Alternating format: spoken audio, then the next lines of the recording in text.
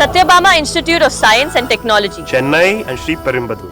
மெஜாரிட்டியோட ஆளுநரை சந்திக்கிறதுக்கு அவர் தீவிரம் அப்படின்னு பார்க்குறோம். பட் இதுவும் எக்ஸ்பெக்டட் லைன்ஸில் தான் செய்தி ஊர்ஜிதமாகி வரத பார்க்கின்றோம். காங்கிரஸுக்கு தாவேக அமைச்சரவையில் இடம் அப்படிங்கிற செய்தியை பார்க்கின்றோம். ஒரு இடம் தமிழக வெற்றி கழகம் தலைமையிலான அமைச்சரவையில் காங்கிரஸ் கட்சியும் பங்கு கொள்கிறது அப்படிங்கிறது உறுதியாகிறது. அதை இன்னைக்கு நம்ம முக்கிய செய்தியாக பார்க்கின்றோம்.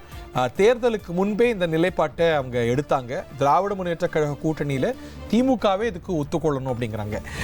But it is a fair point இல்லையா? தமிழ்நாட்டில் நம்ம இல்லை இது தமிழ்நாட்டுக்கு ஆகாது ஒத்துக்காது அப்படின்னு திராவிட பெருங்கட்சிகள் 2 பேரும் மறுத்து வந்திருக்கிறாங்க. இன்னைக்கு அதை மறுக்கக்கூடிய நிலையில கூட அவங்க இல்லை, கொடுக்கக்கூடிய நிலையிலையும் இல்லாமல் அவங்க 2 பேரும் எதிர்கட்சி வரிசையில் ஒன்னா அமர்றாங்கிறத பார்க்கின்றோம். காங்கிரஸ் மாதிரியான தேசிய கட்சி ஓகே, நம்ம இது பற்றிய செய்தியோடு செய்தியாளர் மணிகண்டன் இணைந்திருக்கிறார். இன்னைக்கு அது நிச்சயதார்த்தம் ஆயாச்சு. காங்கிரஸ் தாவேகா கூட்டணி சம்பிரதாயபூர்வமாக கூட இணைஞ்சாச்சு.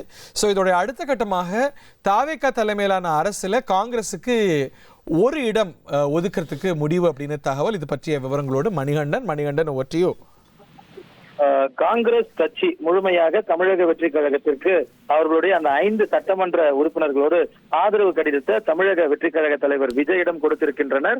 முறையாக இந்த ஆதரவு என்பது கடிதம் மூலமாக கொடுக்கப்பட்டிருக்கிறது. அது மட்டுமல்லாமல் அவர்கள் ஏற்கனவே அறிவித்தவாறு நடைபெற இருக்கக்கூடிய உள்ளாட்சி தேர்தலும் அதே போல நாடாளுமன்ற தேர்தல்களும் இந்த கூட்டணி என்பது தொடரும் என ஏற்கனவே அறிவித்திருக்கின்றனர். அந்த அடிப்படையில தமிழ்நாடு காங்கிரஸ் கட்சியுடைய மாநில தலைவராக இருக்கக்கூடிய செல்வ பெருந்தகை, தமிழ்நாட்டுடைய மேலிட பொறுப்பாளராக இருக்கக்கூடிய கிறிஸ் ஜோடங்கர், மூத்த தலைவர் ராகுல் காந்தியுடைய நெருங்கிய நட்புல இருக்கக்கூடிய பிரவீன் சக்கரவர்த்தி, அதாவது இன்டெலெக்சுவல் விங்குடைய செயலாளராக இருக்கக்கூடிய பிரவீன் சக்கரவர்த்தி உள்ளிட்ட முக்கிய நிர்வாகிகள் தமிழக வெற்றி கழக தலைவரை சந்தித்து அவர்களது வாழ்த்துக்களையும் அதே போல ஆதரவையும் கொடுத்திருக்கின்றனர். இந்த நிலையில ஏற்கனவே ஆட்சியிலும் பங்கு அதிகாரத்திலும் பங்கு தங்களுடன் கூட்டணிக்கு வருபவர்களுக்கு அமைச்சரவையில் இடம் கொடுப்போம் என்பதை தமிழக வெற்றி கழக தலைவர் விஜய் முதல் மாநாட்டிலிருந்து தெரிவித்து வருகிறார். அந்த அடிப்படையில அவர்களுக்கு ஆதரவு 5 சட்டமன்ற உறுப்பினர்கள் மூலமாக ஆதரவு அளித்திருக்கக்கூடிய காங்கிரஸ் கட்சிக்கு அமைச்சரவையில ஒரு இடம் கொடுப்பதற்கான முடிவெடுத்திருப்பதாக தமிழக வெற்றி கழக வட்டாரங்கள் தகவல் தெரிவிக்கிறது.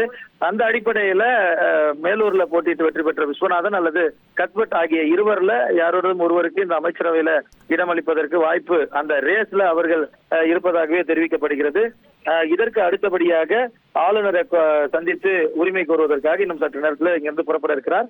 அந்த ஆதரவு பெறும் நிகழ்வுகள் ஒவ்வொரு தலைவர்களும் கட்சி தலைவர்களை பொன்னாடை போற்றி அதே போல மலர் கொத்துக்களை கொடுத்து வாழ்த்துக்களையும் ஆதரவுகளையும் பரஸ்பரம் தெரிவித்துக் திரு விஸ்வநாதன் அவர் தான் ரேஸ்ல இருக்கிறார் அப்படின்னு நம்ம செய்தியாளர் சொல்றார். இப்ப நீங்க பார்க்கிறது பிரவீன் சக்கரவர்த்தி, ராஜேஷ்குமாருக்கான வாய்ப்பு. ஏன்னா அவர் சிஎல்பி லீடரா இருக்கிறாரு. கன்னியாகுமரி மாவட்டம் அந்த டிஸ்ட்ரிக்ட் டிக்காயிரும்.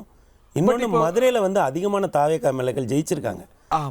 திருப்பரங்குன்றத்திலிருந்து இவர் ஜெயிச்சிருக்காரு, முஸ்தபா இருக்காரு, நிறைய பேர் ஜெயிச்சிருக்காங்க. அதனால மாவட்டம் இப்போ கன்னியாகுமரியை பொறுத்தளவு அவங்க கொடுக்குறாங்க அப்படின்னா கன்னியாகுமரியில டிவிக்கு ரொம்ப நிறைய ஜெயிக்க அவங்க ஜெயிக்கவே இல்லைங்க, எதுவுமே அவங்களுக்கு ஜெயிக்கல. அப்போ அது டிஸ்ட்ரிக்ட் ஃபுல்லாயிரும். காங்கிரஸ் அப்புறம் சிஎல்பி லீடர் அவர் இல்லைங்களா, சிஎல்பி லீடரா அவர் இருக்கும்போது இன்னொருத்தரை தேர்ந்தெடுப்பாங்கன்னு நினைக்கிறேன். இன்னும் 1.5 மணி நேரத்தில் யாருடைய ஆதரவை பெறப்போகிறார் விஜய் அப்படிங்கிற கேள்வி எழுந்திருக்கிறது. காரணம் ஏன் அப்படின்னு பார்க்கும்போது, ஏன் அப்படின்னு இப்போ பார்க்குற நேர்கள் கேட்கலாம். ஏன்னா 3:30க்கு அவருக்கு கவர்னரோட அப்பாயின்மெண்ட். கவர்னர் தமிழ்நாட்டுக்கு வந்துட்டார். அவர் பொறுப்பு ஆளுநர் தான் தமிழ்நாட்டுக்கு. அதனால கேரளாலேருந்து கிளம்பி தமிழ்நாட்டுக்கு வந்துட்டார். ஸோ இன்னைக்கு விஜய் சந்தித்து ஸ்டே கிளைம் பண்ணுறாரு, ஆட்சி அமைக்க உரிமை கோர்றாரு. நாளைக்கு பதவியேற்பு விழா ஏற்பாடாக இருக்கிறது. ஸோ இன்னைக்கு திரு விஜயோடைய எக்ஸ்பெக்டேஷனாகவும் ஆளுநரோட எக்ஸ்பெக்டேஷனாகவும் என்ன இருக்கும் அப்படின்னா, அதை சந்திக்கும் போது இந்த மெஜாரிட்டியை நிறுவனத்துக்கான அட்லீஸ்ட் அதுக்கான அதில் ரொம்ப ஜென்டிலாக இருக்க மாதிரி தான் தெரியுது. அது ஒரு கான்ஸ்டியூஷனல் ஹெட் ரொம்ப அவங்க பொலிட்டிக்கலான ஒரு புஷ்ஷை அவங்க பெரும்பாலும் அப்படி நீங்க பெருந்தன்மையா சொல்றீங்க. But he is a political appoint இல்லையா? இன்னைக்கு பாஜகவால அப்பாயின்ட் பண்ணிருக்கிறவர் அப்படிங்கும்போது காங்கிரஸ் இதுல அங்கம் வகிக்கிறதுனால அவங்க அவ்வளோ லாங் ரோ கொடுப்பாங்க. இல்லை பாஜக அட்மினிஸ்ட்ரேட்டிவா பெருசா அவங்க எந்த இடத்துலையுமே இந்த மாதிரியான விஷயங்கள் எல்லாம் அவங்க பண்றதே இல்லை. பட் அது இதை அவங்க ஒரு செட்பேக்காக பார்க்க மாட்டாங்களா? அவங்க பாஜக தோத்துருக்காங்கிறது ஒன்றுனா கூட இன்னைக்கு காங்கிரஸுக்கு ஒரு புது அலை, ஒரு டிபெண்டபிள் அலை, ஒரு பாப்புலர் அலை கிடைச்சிருக்கு அப்படிங்கிறது பாஜகவுக்கு உறுத்தலாக தானே இருக்கும். இல்லை சார், அவங்க ஆரம்பத்துலேருந்து எதை சார் கொண்டாடுறாங்கன்னு பாருங்கள். திமுக வந்து இந்த தேர்தலில் தோல்வி அடைந்ததை தான் பாஜக கொண்டாடணும். அவங்களோட நேஷனல் நெமிசிஸ் வந்து காங்கிரஸ் தானே, அதைத்தானே அவங்க இன்னும் கூடுதலா சீரியஸா பார்ப்பாங்க. ஒரு தியரி என்னன்னா, திமுக கிட்ட அவங்க வைக்கிற நிபந்தனையை நீங்க எங்க காங்கிரஸை தூக்கி சமைக்கிறீங்க அப்படின்னு. இன்னைக்கு தூக்கி சமைக்க இன்னொருத்தர் இருக்காருல்ல. இல்ல, அது உண்மை.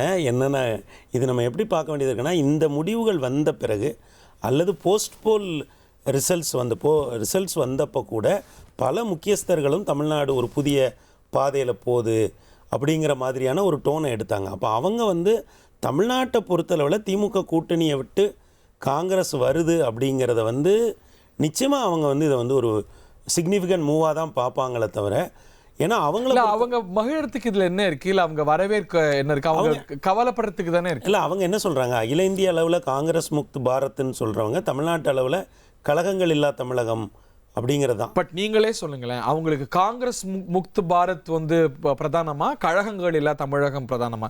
அவங்க தமிழ்நாடு அவங்களோட பொலிட்டிக்கல் ராடார்ல எங்கேயோ பின்னாடி இருக்கு. ஸோ இன்னைக்கு பாருங்களேன், ஒரு டெல்லியில ஒரு பாஜக பாயிண்ட் ஆஃப் வியூல இருந்து பார்த்தா பாருங்க, கேரளாவில் ஆட்சி அமைச்சிட்டாங்க, தமிழ்நாட்டிலையும் அவங்க வந்து காங்கிரஸ் அவங்க வந்து இந்தியாவே ஆள்ற கட்சிங்க. அவங்களுக்கு எது வந்து நமக்கு சாதகமாக இருக்கும், எது சாதகமாக இல்லாமல் இருக்கும் அப்படிங்கிறது தெரியும். ஆனால் அவங்களோட பெரும்பாலான இப்போ நம்ம சமூக வலைதளங்கள் தலைவர்களோட இது எல்லாத்தையும் பார்க்கும்போது தமிழகத்தில் திமுக பலவீனப்படுறதை வந்து அவங்க ஏதோ ஒரு விதத்தில் வந்து அவங்க விரும்புகிறாங்களோ அப்படிங்கிறத நம்ம வந்து பார்க்க முடியுது. அப்போது வந்து இந்த நேரத்தில் இது வந்து தாவேகா வலிமை அடைகிறது அல்லது காங்கிரஸ் வலிமை அடைகிறது அப்படின்னு பார்க்காம, திமுக ஒரு பெரிய கூட்டணியை நீண்ட காலமாக வச்சுருந்தாங்க. அந்த கூட்டணியிலேருந்து ஒரு கட்சி இன்றைக்கு ஒரு வெளியே போயிருக்கு அப்படின்னு தான் அவங்க பார்ப்பாங்களே தவிர, அதோட காங்கிரஸ் ஒன்று ஒரு பெரும் சக்தியாக மாறிலாம் போகலை. 5 எம்எல்ஏக்களோடு அவங்க வந்து போயிருக்காங்க. இந்த ஆட்சியில் அவங்களுக்கு ஒரு சிறிய பங்கு இருக்குது.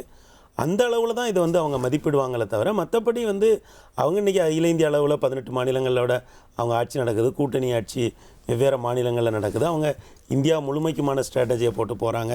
Satyabama Institute of Science and Technology, Chennai and Sri Perumbudur.